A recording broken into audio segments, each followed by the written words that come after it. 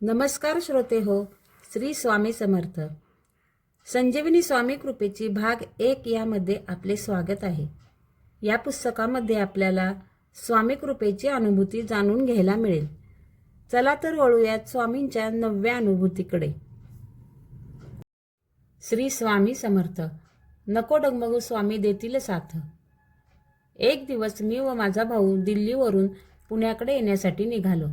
आमचे विमानाचे open ticket होते, तसेच राजधानीचे तिकीटही वेटिंग लिस्टवर होते व त्यांचा नंबर होता 145.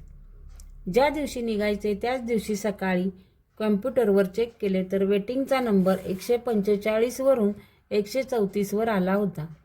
जर रेल्वेचे तिकीट कन्फर्म झाले नाही तर आम्हाला विमानानेच यावे लागेल असे वाटते, पण त्यात खूप पैसे विनाकारण गेले असते. मोठा प्रश्नच होता. रेल्वेला चौकशी विचारली तर 134 नंबर कॅन्सल होऊन रिझर्वेशन नक्की होणे अशक्य होते.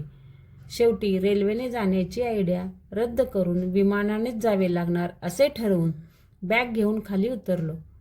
वारंवार स्वामींना प्रार्थना करत होतो की रेल्वे रिझर्वेशन नक्की व्हावे, म्हणून उगाचच 10,000 रुपये जास्त घालवण्यात अर्थ नाही.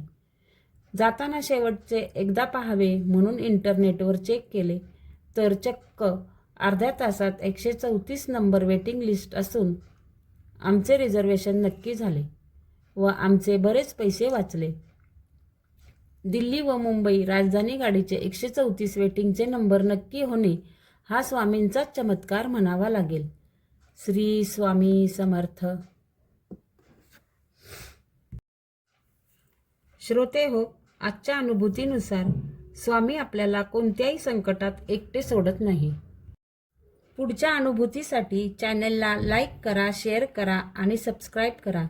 भेटूयात पुढच्या अनुभूतीमध्ये. श्री स्वामी समर्थ. दिगंबरा दिगंबरा श्रीपाद वल्लभ दिगंबरा.